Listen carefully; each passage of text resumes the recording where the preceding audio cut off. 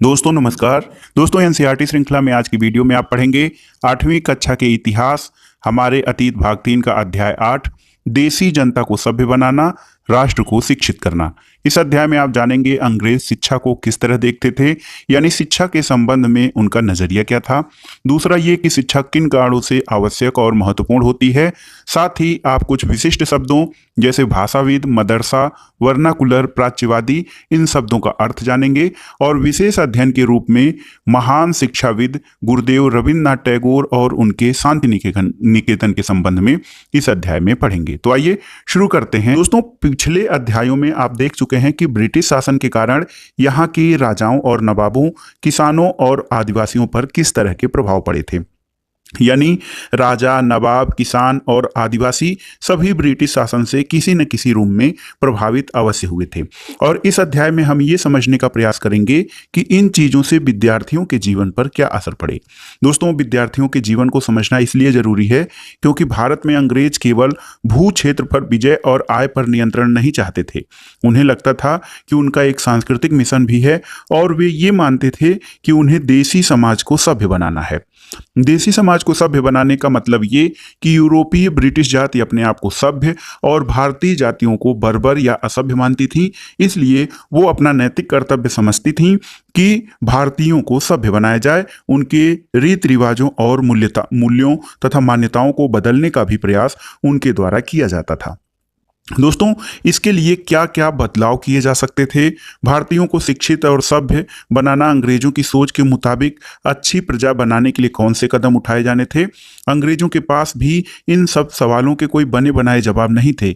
इन सवालों पर कई दशक तक बहस चलती रही। यानी भारतीयों को किस प्रकार से जो है सभ्य बनाया जाए, उन्हें अपनी सुसंगत या अस्पष्ट प्रजा के रूप में उन्हें किस प्रकार से अपने ढंग से जीवन यापन करने, अपने ढंग से चलने के लिए उन्हें तैयार किया जाए, ये भी ब्रिटिश शासन के लिए बहुत ही महत्वपूर्ण था।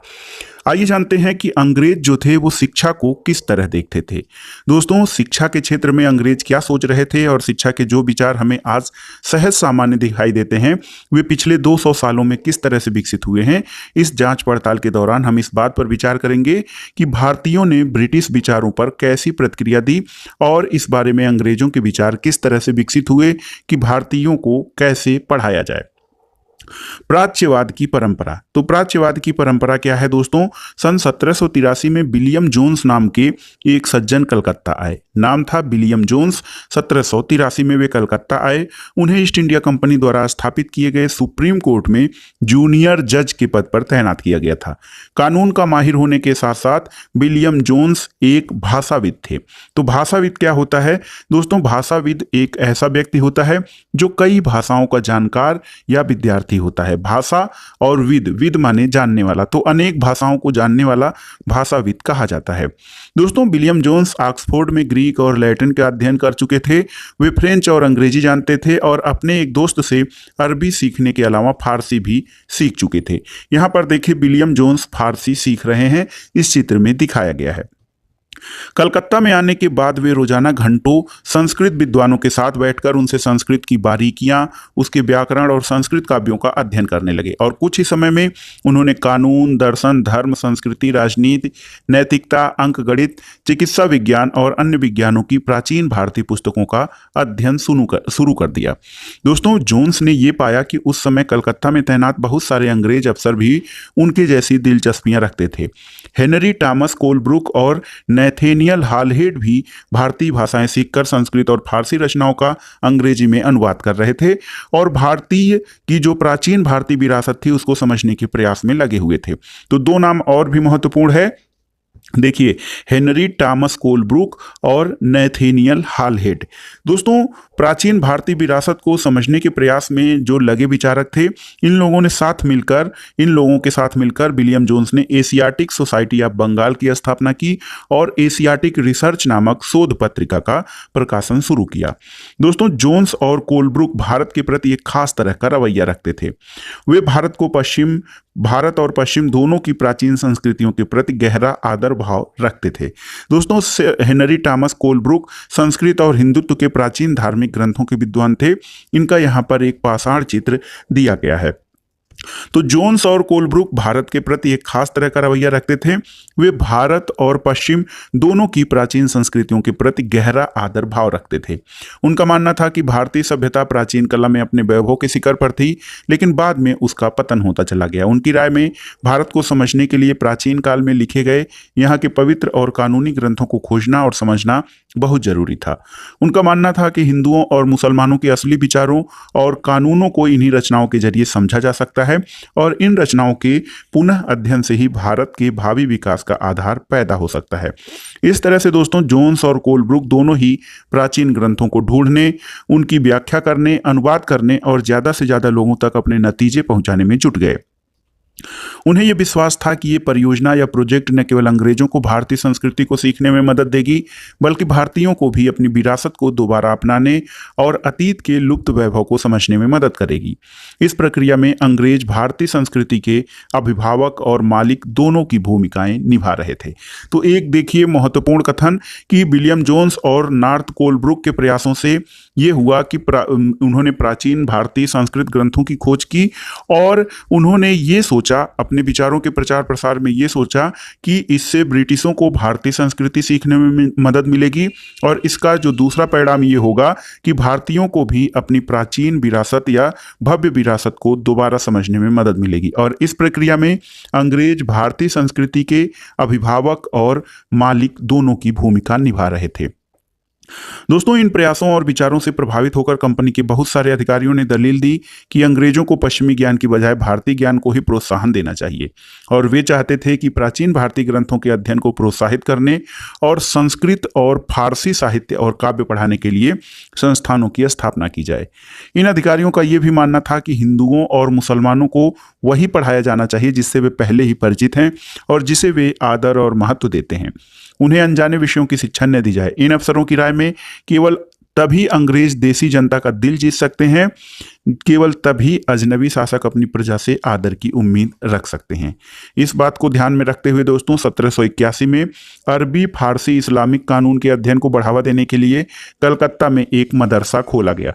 तो मदरसा क्या है? मदरसा सीखने के स्थान को अरबी भाषा में मदरसा कहा जाता है और यह किसी भी तरह का स्कूल या कॉलेज या कोई और भी संस्थान हो सकता है। तो 1781 में अरबी, फारसी और इस्लामिक कानून के अध्ययन के लिए कलकत्ता में एक मदरसा खोला गया और 1791 में बनारस में हिंदू कॉलेज की स्थापना की गई ताकि वहां प्राचीन संस्कृत ग्रंथों की शिक्षा दी जा सके और देश का शासन चलाने में मदद मिले। लेकिन कंपनी के सभी अफसर इन विचारों से सहमत नहीं थे। कुछ विचारक ये नहीं चाहते थे और कुछ ये चाहते थे कि बहुत सारे विचारक प्राच्यवादियों के कटु आलोचक भी थे। प्राच्यवादी क्या हैं दोस्तों? तो प्राच्यवादी एशिया की भाषा और संस्कृति का गहन ज्ञान रखने वाले लोगों को प्राच्यवादी या ओरिएंटलिस्ट कहा जाता है। यहाँ पर देखिए एक चित्र दिया गया है, ये वारेन हेस्टिंग्स का स्मारक है। रिचर्ड वेस्ट मार्कोट 1830 में अब कोलकाता स्थित विक्टोरिया मेमोरियल में है। इस तस्वीर से पता चलता है दोस्तों कि भारत में ब्रिटिश सत्ता के बारे में प्राच्यवादी किस तरह से सोचते थे। यहाँ आप देख सकते हैं कि सबसे ऊपर हेस्टिंग्स की भव्य प्रतिमा है जो प्राच्यवादियों के भारी समर्थक थे। इसके एक तरफ पंडित और दूसरी तरफ नीचे बैठा हुआ मुंशी दिखाई दे रहा है। मुंशी क्या होता है दोस्तों, इसके बारे में अभी हम बात करेंगे। हेस्टिंग्स और अन्य प्राच्यवादी भारतीय विद्वानों से विभिन्न भारतीय सब भाषाएं सीखना चाहते थे जिन्हें वह कई बार केवल बोलियां समझते और वर्नाकुलर का नाम देते थे। स्थानीय रीति रिवाजों और कानूनों के बारे में जानना चाहते थे और प्राचीन ग्रंथों के अनुवाद और व्याख्या करने में मदद चाहते थे। हेस्टिंग्स ने पहल करके कलकत्ता मदरसे की स्थापना की और उनका विश्वास था कि यहाँ के प्राचीन रीति रिवाज और यहाँ की ज्ञान संपदा ही भारत में ब्रिटिश शासन के आधार होने चाहिए। दोस्तों, मुंशी तो ऐसा व्यक्ति जो फारसी पढ़ना लिखना और पढ़ाना जानता हो उसे मुंशी कहा जाता है।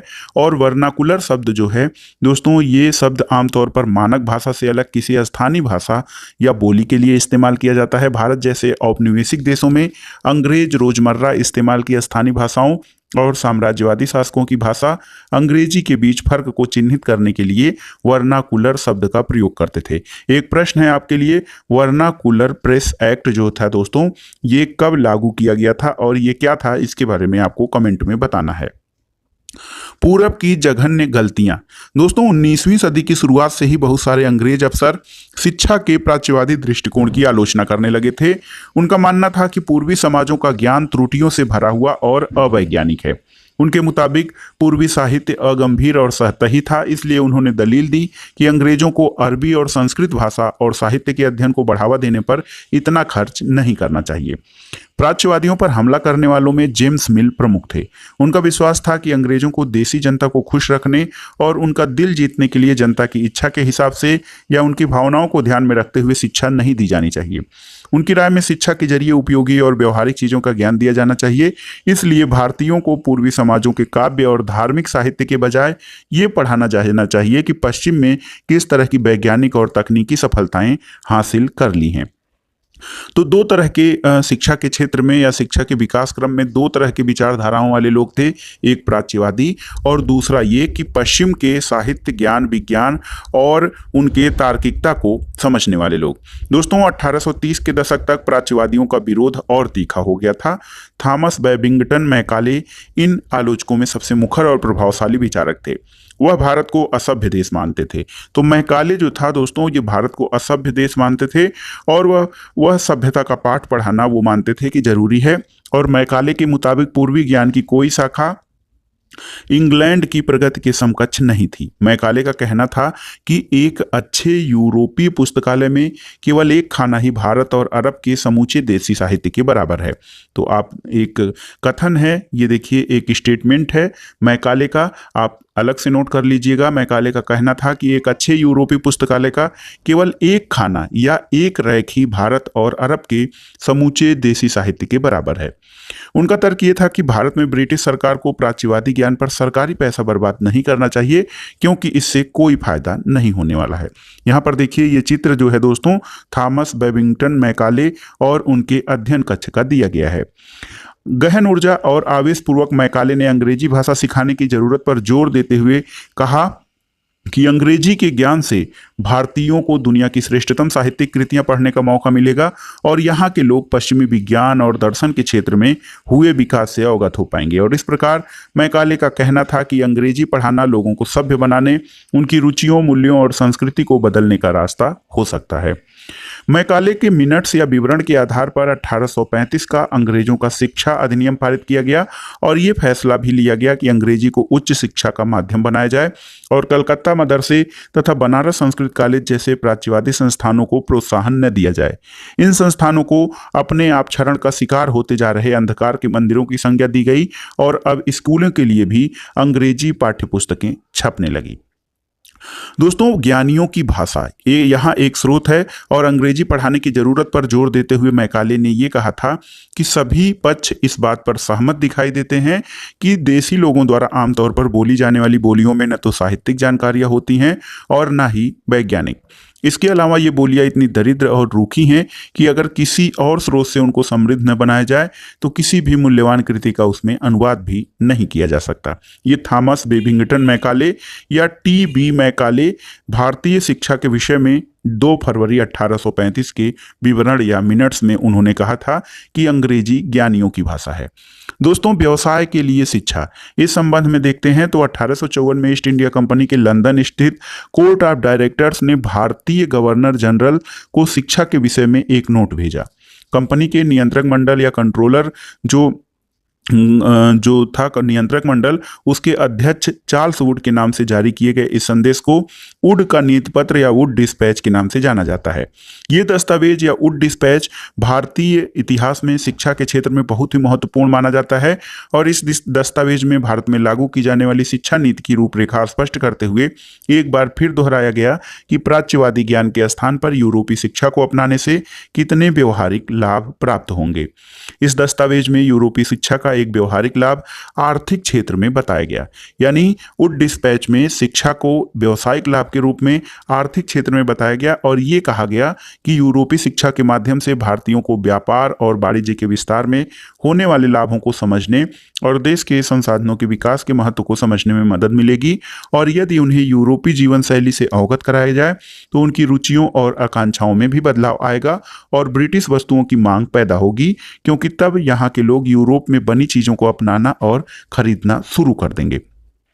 तो जो शिक्षा थी या अंग्रेजी शिक्षा, उसके लिए ये माना गया कि व्यवसाय के लिए अंग्रेजी शिक्षा बहुत ही जरूरी है। वुड डिस्पैच में ये तर्क दिया गया था कि यूरोपीय शिक्षा से भारतीयों का नैतिक चरित्र उत्थान होगा और इससे वे ज्यादा सत्यवादी और ईमानदार बन जाएंगे, और फलस्वरूप कंपनी के पास भरोसेमंद कर्मचारियों की कमी नहीं रहेगी। और दस्तावेज के मुताबिक पूरब का साहित्य न केवल भयानक त्रुटियों से भरा पड़ा था, बल्कि यह लोगों में न तो काम के प्रति दायित्व और समर्पण का भाव पैदा कर सकता है और न शासन के लिए आवश्यक निपुणता पैदा कर सकता है। 1854 के वुड डिस्पैच के बाद अंग्रेजों ने कई अहम कदम उठाए। सरकारी शिक्षा विभागों का गठन किया गया ताकि शिक्षा संबंधी मामलों पर सरकार का नियंत्रण स्थापित किया जा सके। विश्वविद्यालयी शिक्षा की व्यवस्था विकसित करने के लिए भी कदम उठाए गए।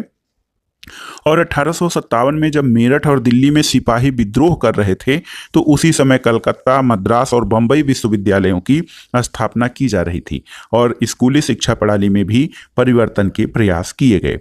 यूरोपीय ज्ञान के पक्ष में एक तर्क देखिए। 1854 का जो वुड डिस्पैच था, उसमें प्राच्यवादी ज्ञान का विरोध करने वालों की निर्णायक विजय का संकेत था। इसमें यह कहा गया था कि हमें जोर देकर यह बात कहनी चाहिए कि भारत में हम जिस शिक्षा का प्रसार करना चाहते हैं, उस शिक्षा का लक्ष्य यूरोप की श्रेष्ठतर कलाओं, सेवाओं, दर्शन और साहित्य यानी यूरोपीय ज्ञान का प्रसार करना है। दोस्तों यहाँ पर देखिए 19वीं सदी में बंबई विश्वविद्यालय का निर्माणाधीन ये चित्र दर्शाया गया है। दोस्तों नैतिक शिक्षा की मांग। 19वीं शताब्दी में भारत में सक्रिय ईसाई प्रचारकों ने व्यवहारिक शिक्षा के पक्ष में दिए जा रहे तर्कों का घोर विरोध किया। प्रचारकों का मानना था कि शिक्षा का उद्देश्य लोगों के नैतिक चरित्र में सुधार लाना और उनके नैतिकता का उत्थान करना होना है, और ये नैतिकता का उत्थान केवल ईसाई शिक्षा के जरिए ही संभव है। 1813 तक ईस्ट इंडिया कंपनी भारत में प्रचारक गतिविधियों के विरुद्ध थी। कंपनी को भय था कि प्रचारकों की गतिविधियों की वजह से स्थानीय जनता के बीच असंतोष पैदा होगा और भारत में अंग्रेजों की उपस्थिति को लोग शक की नज़र से देखेंगे। ब्रिटिश नियंत्रण वाले भूक्षेत्रों में अपनी संस्थाएं न खोल पाने की वजह से प्रचारकों ने अंततः श्रीरामपुर में अपना मिशन खोला। यह इलाका डेनिश ईस्ट इंडिया कंपनी के नियंत्रण में आता था और वर्ष 1800 में एक छापखाना लगाया गया या प्रिंटिंग प्रेस लगाया गया और 1818 में एक कॉलेज खोला गया। 19वीं सदी के दौरान पूरे भारत में प्रचारक स्कूल खोले गए, लेकिन 1857 के बाद भारत की ब्रिटिश सरकार प्रचारक शिक्षा को प्रत्यक्ष सहायता देने में आनाकानी करने लगी थी। सरकार को यह लगता था कि स्थानीय रीति रिवाजों, व्यवहारों, मूल्य मान्यताओं और धार्मिक विचारों से किसी भी तरह की छेड़छाड़ देसी लोगों को भड़का सकती है। यहाँ पर देखिए स्कॉटलैंड के ईसाई प्रचारक विलियम केरे, इनका चित्र दिया गया है, जिसने श्रीरामपुर मिशन की स्थापना में मदद किया था। दोस्तों यहाँ पर देखिए एक चित्र है कलकत्ता के पास हुगली नदी के तट पर स्थित श्रीरामपुर कॉलेज। बहुत ही सुंदर और भव्य इमारत बनाई गई थी श्रीरामपुर कॉलेज की। दोस्तों स्थानीय पाठशालाओं का क्या हुआ? दोस्तों स्थानीय पाठशालाएं या जैसे ग्रामीण टाइप की पाठशालाएं जो थीं अंग्रेजी शिक्षा के या अंग्रेजी शासन में, उनका क्या हुआ? दोस्तों क्या आपको कुछ अंदाज या अनुभव है कि अंग्रेजों से पहले यहाँ बच्चों को किस तरह पढ़ाया जाता था? क्या आपने कभी सोचा है कि उस समय बच्चे स्कूल जाते भी थे या नहीं जाते थे, और अगर स्कूल थे तो ब्रिटिश शासन के तहत उनका क्या हुआ? यहाँ पर देखिए एक ग्रामीण पाठशाला का चित्र दिया गया है। फ्रांसवा साल्विन नामक डच पेंटर द्वारा बनाया गया चित्र है। फ्रांसवा 18वीं शताब्दी के आखिर में भारत आए थे और अपने चित्रों में उन्होंने लोगों के दैनिक जीवन को दर्शाने का प्रयास किया है। विलियम एडम की रिपोर्ट देखते हैं शिक्षा के संबंध में। दोस्तों 1830 के दशक में स्कॉटलैंड से आए ईसाई प्रचारक विलियम एडम ने बंगाल और बिहार के जिलों का दौरा किया। कंपनी ने उन्हें देसी स्कूलों में शिक्षा की प्रगति पर रिपोर्ट तैयार करने का जिम्मा सौंपा था। एडम ने जो रिपोर्ट तैयार की वो अत्यंत ही दिलचस्प थी। एडम ने पाया कि बंगाल और बिहार में 1 लाख से ज़्यादा पाठशालाएं हैं।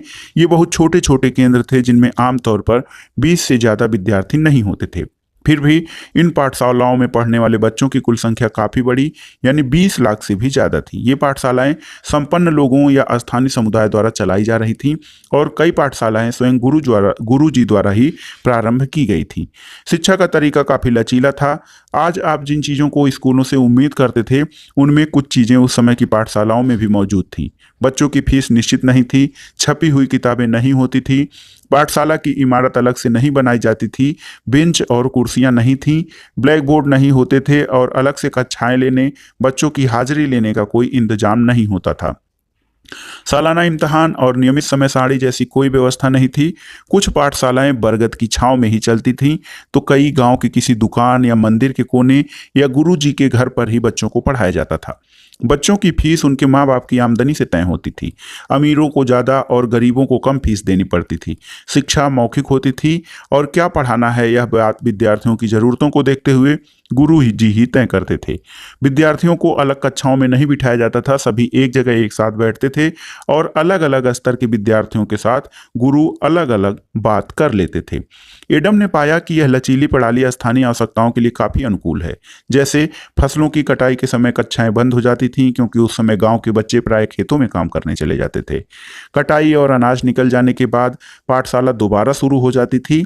इसका परिणाम यह था कि साधारण काश्तकारों के बच्चे भी पढ़ाई कर सकते थे। नई दिनचर्या, नई नियम। दोस्तों, 19वीं सदी के मध्य एक कंपनी का ध्यान मुख्य रूप से उच्च शिक्षा पर था, इसलिए कंपनी ने स्थानीय पाठशालाओं के कामकाज में कभी ज्यादा दखल नहीं दिया। 1854 के बाद कंपनी ने देशी शिक्षा व्यवस्था में सुधार लाने का फैसला किया और कंपनी का मानना था कि इसके लिए भी मौजूदा व्यवस्था के भीतर ही बदलाव किए जा सकते हैं। कंपनी एक नई दिनचर्या और नए नियमों और नियमित निरीक्षणों के जरिए पाठशालाओं को व्यवस्थित करना चाहती थी। इसके लिए क्या किया जा सकता था? कंपनी ने क्या कदम उठाए? तो सबसे पहले कंपनी ने बहुत सारे पंडितों को सरकारी नौकरी पर रख लिया। इसमें से प्रत्येक पंडित को 4-5 स्कूलों की देखरेख का जिम्मा सौंपा जाता था। पंडितों का काम पाठशालाओं का दौरा करना और वहां अध्यापन की स्थितियों में सुधार लाना था। प्रत्येक गुरु को निर्देश दिया गया था कि वे समय समय पर अपने स्कूल के बारे में रिपोर्ट भेजें और कक्षाओं को नियमित समय सारणी के अनुसार चलाएं। अब अध्यापन पाठ्य पुस्तकों पर आधारित होगा और विद्यार्थियों की प्रगति को मापने के लिए वार्षिक परीक्षाओं की रूपरेखा तैयार की जाने लगी। विद्यार्थियों से कहा गया कि वे नियमित रूप से शुल्क दें और नियमित रूप से कक्षा में आएं, तय सीट पर बैठें और अनुशासन के नियमों का पालन करें। तो चीजें अब पहले से बदलने लगी और लचीली व्यवस्था जो है वो धीरे धीरे कठोर प्रणाली में या कठोर नियमों के अंतर्गत बंधने लगी। नए नियमों पर चलने वाली पाठशालाओं को सरकारी अनुदान मिलने लगे। जो पाठशालाएं नई व्यवस्था के भीतर काम करने को तैयार नहीं थी, उन्हें कोई सरकारी सहायता नहीं दी जाती थी। जिन गुरुओं ने सरकारी निर्देशों का पालन करने की बजाय अपनी स्वतंत्रता बनाई रखी, वे सरकारी सहायता प्राप्त और नियमों से चलने वाली पाठशालाओं के सामने कमजोर पड़ने लगे। इन नए नियमों और दिनचर्या का एक और भी नतीजा हुआ। पहले वाली व्यवस्था में गरीब किसान के बच्चे भी पाठशालाओं में जा सकते थे, क्योंकि उन शालाओं की समय सारणी काफ़ी लचीली होती थी। और नई व्यवस्था और नए नियमों के अनुसार अनुशासन की मांग ये थी कि बच्चे नियमित रूप से स्कूल आएं, और अब कटाई के मौसम में भी बच्चों का स्कूल में आना जरूरी था, जबकि उस समय गरीब घर के बच्चे खेतों में काम करने जाया करते थे। अगर कोई बच्चा स्कूल नहीं आ पाता था तो इसे अनुशासनहीनता माना जाता था, यानी बच्चा पढ़ना लिखना नहीं चाहता, ऐसा समझा जाता था। राष्ट्रीय शिक्षा की कार्यसूची क्या थी? दोस्तों, केवल अंग्रेज अफसर ही भारत में शिक्षा के बारे में नहीं सोच रहे थे। 19वीं सदी के शुरुआत में भारत के विभिन्न भागों में बहुत सारे विचारक शिक्षा के व्यापक प्रसार की जरूरत पर बल देने लगे। यूरोप में आ रहे बदलाव से प्रभावित होकर कुछ भारतीयों का मानना था कि पश्चिमी शिक्षा भारत का आधुनिकीकरण कर सकती है, और उन्होंने अंग्रेजों से आह्वान किया कि वे नए स्कूल, कॉलेज और विश्वविद्यालय खोलें और शिक्षा पर ज्यादा पैसा खर्च करें। इस दिशा में हुए कुछ प्रयासों के बारे में दोस्तों आप जान सकते हैं कि किस प्रकार से भारतीयों द्वारा प्रयास किए गए शिक्षा के क्षेत्र में। चूंकि बहुत सारे भारतीय पश्चिमी शिक्षा के विरुद्ध थे, इसलिए महात्मा गांधी और रविन्द्रनाथ टैगोर इस तरह के लोगों में थे। तो पश्चिमी शिक्षा के विरुद्ध जो लोग थे, महात्मा गांधी और रविन्द्रनाथ टैगोर प्रमुख थे। अंग्रेजी शिक्षा ने हमें गुलाम बना दिया है। दोस्तों, अंग्रेजी शिक्षा ने हमें गुलाम बना दिया है, इस संबंध में जो मान्यता थी, ये महात्मा गांधी का विचार था। महात्मा गांधी का कहना था कि औपनिवेशिक शिक्षा ने भारतीयों के मस्तिष्क में हीनता का बोध पैदा कर दिया है। इसके प्रभाव में आकर यहाँ के लोग पश्चिमी सभ्यता को श्रेष्ठतर मानने लगे हैं और अपनी संस्कृति के प्रति उनका गौरव भाव नष्ट हो गया है। महात्मा गांधी ने कहा कि इस शिक्षा में विष भरा है, यह पापपूर्ण है और इसने भारतीयों को दास बना दिया है। इसने लोगों पर प्रभाव डाला है और उनके मुताबिक पश्चिम से अभिभूत, पश्चिम से आने वाली हर चीज की प्रशंसा करने वाले, इन संस्थानों में पढ़ने वाले भारतीय ब्रिटिश शासन को पसंद करने लगे थे। महात्मा गांधी एक ऐसी शिक्षा के पक्षधर थे जो भारतीयों के भीतर प्रतिष्ठा और स्वाभिमान का भाव पुनर्जीवित करे, और राष्ट्रीय आंदोलन के दौरान उन्होंने विद्यार्थियों से आह्वान किया कि वे शिक्षा संस्थानों को छोड़ दें और अंग्रेजों को बताएं कि अब वे गुलाम बने रहने के लिए तैयार नहीं हैं। तो गांधी जी का ये मानना था कि अंग्रेजी शिक्षा ने हमें न केवल मानसिक रूप से गुलाम बनाया है, बल्कि हमारे अपने जो प्राचीन गौरव का भाव था उसको भी समाप्त कर दिया है। महात्मा गांधी की दृढ़ मान्यता ये थी दोस्तों कि शिक्षा केवल भारतीय भाषाओं में ही दी जानी चाहिए। उनके मुताबिक अंग्रेजी में दी जा रही शिक्षा भारतीयों को अपाहिज बना रही है और उसने उन्हें अपने सामाजिक परिवेश से काट दिया है, उन्हें अपनी ही भूमि पर अजनबी बना दिया है। उनकी राय में विदेशी भाषा बोलने वाले, स्थानीय संस्कृति से घृणा करने वाले अंग्रेजी शिक्षित भारतीय अपनी जनता से जुड़ने के तौर तरीके भूल गए हैं। महात्मा गांधी का कहना था कि पश्चिमी शिक्षा मौखिक ज्ञान की बजाय केवल पढ़ने और लिखने पर केंद्रित है। उसमें पाठ्य पुस्तकों पर तो जोर दिया जाता है, लेकिन व्यवहारिक ज्ञान की उपेक्षा की जाती है। गांधी जी का तर्क था कि शिक्षा से व्यक्ति का दिमाग और आत्मा विकसित होनी चाहिए। उनकी राय में केवल साक्षरता यानी पढ़ना और लिखने की क्षमता पा लेना ही शिक्षा नहीं होती है।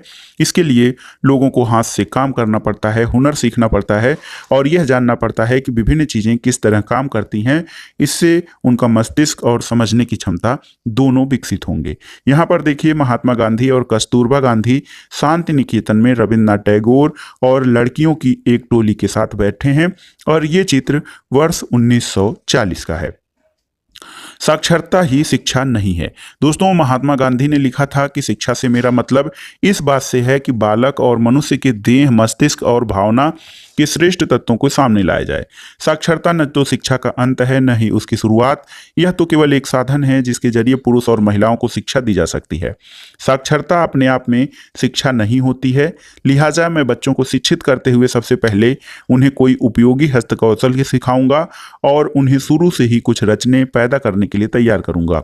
मेरा मानना है कि दिमाग और आत्मा का सर्वोच्च विकास इस तरह की शिक्षा में ही संभव है और प्रत्येक हस्तकौशल आज की तरह केवल यांत्रिक ढंग से ही नहीं बल्कि वैज्ञानिक ढंग से पढ़ाया जाना चाहिए। यानी बच्चे को प्रत्येक क्रिया प्रक्रिया के क्यों और किस लिए का पता होना चाहिए।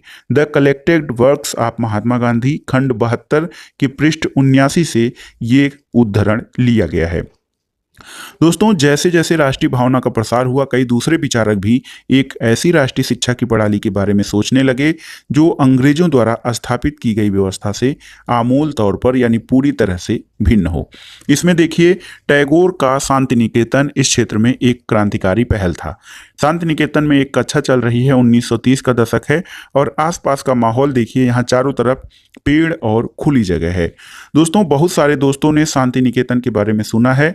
दोस्तों, इसकी स्थापना रविन्द्रनाथ टैगोर द्वारा की गई थी। रविन्द्रनाथ टैगोर ने यह संस्था वर्ष 1901 में शुरू की थी और टैगोर जब बच्चे थे तो स्कूल जाने से बहुत चिढ़ते थे। वहाँ उनका दम घुटता था, उन्हें स्कूल का माहौल दमनकारी लगता था। टैगोर को ऐसे लगता था मानो स्कूल कोई जेल हो, क्योंकि वहाँ बच्चे मनचाहा कभी नहीं कर पाते थे। जब दूसरे बच्चे शिक्षक को सुन रहे होते थे, टैगोर का दिमाग कहीं और भटक रहा होता था। कलकत्ता के अपने स्कूल जीवन के अनुभवों ने शिक्षा के बारे में टैगोर के विचारों को काफ़ी प्रभावित किया और जब वे बड़े हुए तो उन्होंने एक ऐसा स्कूल खोलने के बारे में सोचा जहां बच्चे खुश रह सकें, वे मुक्त और रचनाशील हों, वहां वे अपने विचारों और आकांक्षाओं को समझ सकें। और टैगोर को लगता था कि बचपन का समय अपने आप सीखने का समय होना चाहिए। वह अंग्रेजों द्वारा स्थापित की गई शिक्षा व्यवस्था के कड़े और बंधनकारी अनुशासन से मुक्त होना चाहिए। शिक्षक कल्पनाशील हों, बच्चों को समझते हों, उनके अंदर उत्सुकता, जानने की चाह विकसित करने में मदद दें। और टैगोर के मुताबिक वर्तमान स्कूल बच्चे की रचनाशीलता, चकित होने के उसके स्वाभाविक गुण को मार देते हैं। टैगोर का मानना था कि सृजनात्मकता शिक्षा को केवल प्राकृतिक परिवेश में ही प्रोत्साहित किया जा सकता है। इसलिए उन्होंने कलकत्ता से 100 किलोमीटर दूर एक ग्रामीण परिवेश में अपना स्कूल खोलने का फैसला किया। उन्हें यह जगह निर्मल शांति से भरी शांति निकेतन दिखाई दी, जहां प्रकृति के साथ जीते हुए बच्चे अपनी स्वाभाविक सृजनात्मक मेधा को और विकसित कर सकते थे। बहुत सारे मामलों में टैगोर और महात्मा गांधी शिक्षा के बारे में कमोबेश एक जैसी राय रखते थे, लेकिन दोनों के बीच कुछ अंतर भी था। गांधी जी पश्चिमी शिक्षा और मशीनी और प्रौद्योगिकी के उपासना के कट्टर आलोचक थे। टैगोर आधुनिक पश्चिमी सभ्यता और भारतीय परंपरा के श्रेष्ठ तत्वों का सम्मिश्रण करना चाहते थे। उन्होंने शांति निकेतन में कला, संगीत और नृत्य के साथ विज्ञान और प्रौद्योगिकी की शिक्षा पर भी जोर दिया। तो यहाँ पर शिक्षा के संबंध में आप महात्मा गांधी और रविन्द्रनाथ टैगोर के विचारों में अंतर देख सकते हैं। दोस्तों, बहुत सारे लोग इस बारे में सोचने लगे कि एक राष्ट्रीय शिक्षा प्रणाली की रूपरेखा क्या होनी चाहिए। कुछ लोग अंग्रेजों द्वारा स्थापित की गई व्यवस्था में परिवर्तन चाहते थे, क्योंकि उनका मानना था कि इसी व्यवस्था को इस तरह फैलाया जाए कि उसमें ज़्यादा से ज़्यादा लोगों को पढ़ने के मौके मिले। इसके विपरीत बहुत सारे लोग ऐसे भी थे जो एक वैकल्पिक व्यवस्था चाहते थे, ताकि लोगों को सच्चे अर्थों में राष्ट्रीय संस्कृति की शिक्षा दी जा सके। कौन तय करे कि सच्चे अर्थों में राष्ट्रीय क्या होता है, और इस राष्ट्रीय शिक्षा की बहस स्वतंत्रता के बाद भी जारी रही। देखिए दोस्तों, यहाँ कोयम्बटूर के एक प्रचारक स्कूल में खेल रहे बच्चे हैं। ये 20वीं सदी के प्रारंभ का चित्र है और 19वीं सदी के मध्य तक ईसाई प्रचारक और भारतीय सुधारवादी संगठन लड़कियों के लिए स्कूल खोलने लगे थे। यहाँ पर आप बच्चियों को स्कूल प्रांगण में देख। अन्यत्र देखिए क्या एक स्पेशल जानकारी या विशेष जानकारी आपको दी गई है। सभ्य करने के लिए शिक्षा। 1870 में शिक्षा अधिनियम लागू होने के तक आमतौर पर पूरी आबादी के लिए व्यापक शिक्षा व्यवस्था नहीं थी। बाल मजदूरी बड़े पैमाने पर थी, इसलिए गरीब अपने बच्चों को स्कूल नहीं भेज पाते थे। परिवार चलाने के लिए उनकी आय महत्वपूर्ण थी। स्कूल भी बहुत कम थे। ज़्यादातर स्कूल चर्च या रईसों द्वारा स्थापित किए गए थे। शिक्षा अधिनियम लागू होने के बाद सरकार ने नए स्कूल खोलने शुरू किए और अनिवार्य शिक्षा का प्रावधान किया गया। थॉमस अर्नाल्ड उस दौर के सबसे महत्वपूर्ण शैक्षिक विचारकों में से एक थे। वह रग्बी नामक प्राइवेट स्कूल के मुख्य अध्यापक थे। माध्यमिक स्कूल की पाठ्यचर्या में 2000 साल पुरानी ग्रीक और रोमन शास्त्रीय कृतियों के विस्तृत अध्ययन की हिमायत करते हुए उन्होंने कहा था कि मुझे हमेशा ऐसा प्रतीत हुआ कि हमारे अंग्रेजी स्कूलों में जो अध्ययन क्रम अपनाया जाता है, उसकी सबसे अच्छी बात यह है कि वह हमारे दिमाग को लगातार अतीत के बारे में सोचने के लिए प्रेरित करता है। हर रोज हम भाषाओं, इतिहास और कुछ साल पहले या हजारों साल पहले के विचारों को पढ़ते रहते हैं। अर्नाल्ड का मानना था कि शास्त्रीय कृतियों के अध्ययन से दिमाग अनुशासित होता है, और वास्तव में उस काल के ज़्यादातर शिक्षाविदों की मान्यता थी कि इस तरह का अनुशासन बहुत जरूरी था, क्योंकि बच्चे स्वाभाविक रूप से असभ्य होते हैं और उन्हें नियंत्रित करना आवश्यक है। सभ्य वयस्क के रूप में विकसित होने के लिए उन्हें मालूम होना चाहिए कि समाज में सही और गलत क्या है और उचित और अनुचित आचरण क्या होता है। शिक्षा, खास तौर से बच्चों के दिमाग को अनुशासित करने वाली शिक्षा का मकसद उन्हें इसी मार्ग पर आगे ले आना था। दोस्तों, आप क्या बता सकते हैं कि इस तरह के विचारों ने इंग्लैंड में गरीबों और उपनिवेशों में देसी जनता की शिक्षा से संबंधित सोच को किस तरह प्रभावित किया होगा? तो जैसा कि आप जानते हैं, हमारे यहाँ जो देसी जनता थी, उनके बच्चे महंगे स्कूलों में या अमीरों द्वारा स्थापित स्कूलों में नहीं पढ़ सकते थे। वो कठोर अनुशासन वाली शिक्षा व्यवस्था से भी नहीं जुड़ सकते थे, क्योंकि ऐसे लोगों के अभिभावकों की आय बहुत कम थी और बच्चों को एक निश्चित समय में या निश्चित समय सीमा के अंतर उन्हें अपने खेतों और अन्य आय के साधनों में अपने अभिभावकों का हाथ बटाना पड़ता था। तो दोस्तों, ये था आज का वीडियो। आपको कैसा लगा हमें कमेंट बॉक्स में जरूर बताइएगा, और इस अध्याय में जो महत्वपूर्ण तथ्य आए हैं उनको आप अलग से नोट कर लीजिएगा। वीडियो देखने के लिए धन्यवाद दोस्तों।